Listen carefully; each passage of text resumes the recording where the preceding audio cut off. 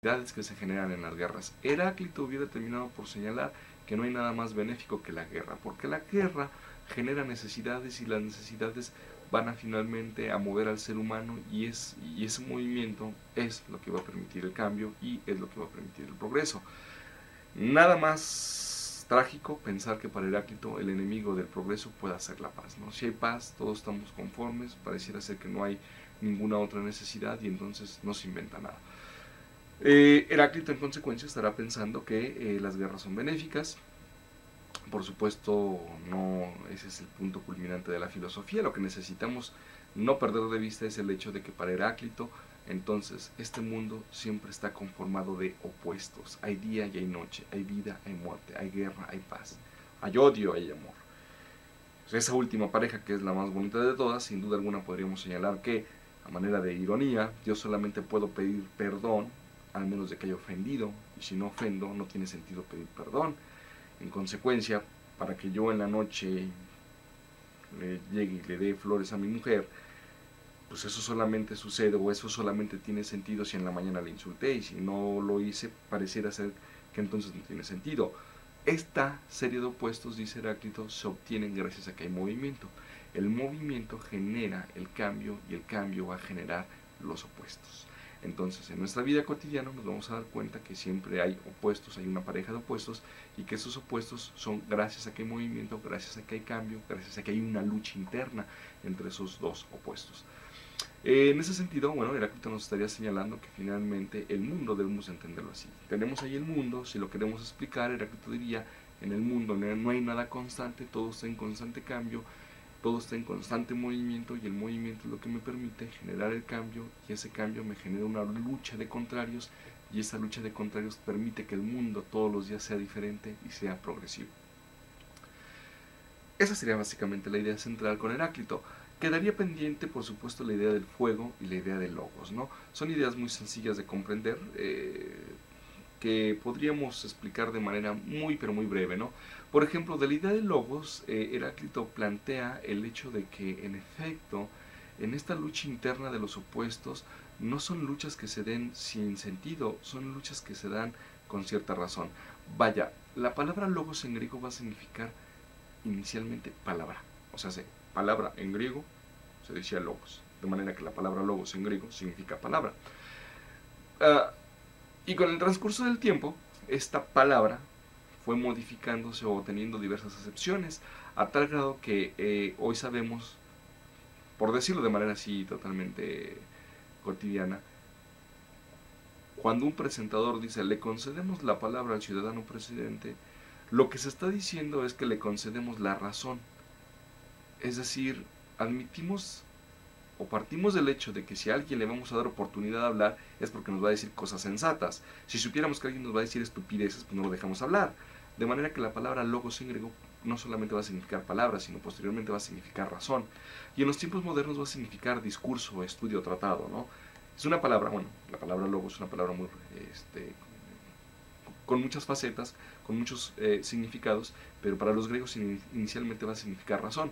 Entonces, lo que plantea Heráclito es que pareciera ser que hay cierto misticismo en la naturaleza, y que dicho misticismo está instaurado para que la naturaleza no haga cosas tontas y estúpidas. A ver, pensemos en dos parejas también bien bonitas, ¿no? Fuego-agua. No se pueden unir esas cosas, ¿no? Imposible, ¿no? Viven en constante lucha, son opuestos, ¿no? ¿Por qué el fuego termina por quemar un monte?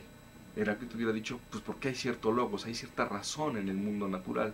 De manera que es la naturaleza misma quien quema, pero es la naturaleza también quien logra detener ese fuego en el debido momento. De forma que para Heráclito las cosas en el mundo no pasan sin razón. Siempre hay una razón, y Heráclito va a decir que en este mundo el logos es quien gobierna, quien ordena. Incluso Heráclito dice cosas mucho más pesadas. Dice que lo ideal no es escuchar a ninguno de los hombres, y con eso está haciendo referencia a Tales, a Anaxímenes, a Anaximandro. Está diciendo, ellos por supuesto pueden ser sujetos inteligentes, pero no son la razón. Entonces dice Heráclito que lo ideal es escuchar a logos, y entonces ese logos es la razón. Es decir, en otras palabras, más que hacerle caso al profesor Raúl Santos, más que hacerle caso al profesor de matemáticas, al de física, al de química, más que hacerle caso a cualquiera de los hombres, hay que hacerle siempre caso a la razón. Para Heráclito, entonces, el mundo está permeado de razón, en el mundo existe la razón, y entonces en el mundo las cosas o los cambios no están hechos de forma tonta o estúpida. Finalmente, la idea de fuego es una idea que coincide también con la filosofía de Heráclito. Heráclito jamás se lo preguntó ni se lo planteó y por supuesto que le pudo haber dado la mayor flojera del mundo preguntarse de dónde proviene todo lo que vemos. Pero si Heráclito hubiera querido responder a esa pregunta, Heráclito hubiera dicho que el origen de todas las cosas que nosotros vemos es el fuego. La razón es básica. El fuego, en efecto, sí se encuentra en constante movimiento. El agua pareciera ser que se encuentra en constante movimiento, pero si el agua la ponemos en un recipiente, nos vamos a dar cuenta que el agua adopta la forma del recipiente. Lo mismo puede suceder con el aire en el caso de Anaxímenes, pero si al fuego lo queremos dejar estático, no se puede. El fuego sí es un elemento que se encuentra en constante movimiento, y para Heráclito, si está en constante movimiento, entonces eso es lo único que puede dar pauta que el mundo realmente cambie. De hecho, Heráclito se atrevería a señalar que lo que pasa por el fuego, en efecto, se transforma, cambia. Y eso es tan evidente y tan notorio que para Heráclito, en el mejor de los casos, si alguna vez hubiera hecho la pregunta de cuál es el origen de todas las cosas, tendría que haber respondido que es el fuego. Así, en la filosofía de Heráclito vamos a encontrar coincidencia o concordancia entre todos sus puntos. Pero lo más importante que no debemos de perder es el hecho de que para Heráclito todo está en constante movimiento y que las cosas no pueden ser siempre las mismas. Una consecuencia epistemológica de la teoría de Heráclito es la siguiente. Si las cosas están en constante movimiento y en constante cambio, entonces yo, cada vez que quiero conocerlas, no tengo más que el conocimiento de las cosas que ya fueron, no de las que son. Porque si yo conozco una cosa y en el instante siguiente ya no es lo que era porque está cambiando, entonces yo no conocí lo que es, sino conocí lo que ya fue. Conclusión, pareciera ser que con Heráclito no podemos tener jamás acceso al conocimiento de forma plena y pura. Heráclito terminaría por señalarlo, sin que necesariamente se haya inmiscuido en ese tema, que en efecto las cosas están en constante movimiento y que no son siempre las mismas. Si no son siempre las mismas, entonces siempre estamos conociendo cosas totalmente distintas. Bueno, vamos a detenernos aquí porque la próxima entrega de videos tendrá que van a ser sobre otro filósofo llamado Parménides, que va a ser un filósofo que se va a oponer a la filosofía de Heráclito. A modo de tarea, les voy a pedir solamente que me entreguen un resumen con las ideas más importantes de la filosofía de Heráclito en 2 cuartillas. Les recuerdo, es letra Arial, paso 12, a renglón seguido, y espero que me las manden a mi correo lo más pronto posible. Nos estaremos viendo en la próxima entrega y esperemos pues que la huelga termine lo más pronto posible. Hasta pronto.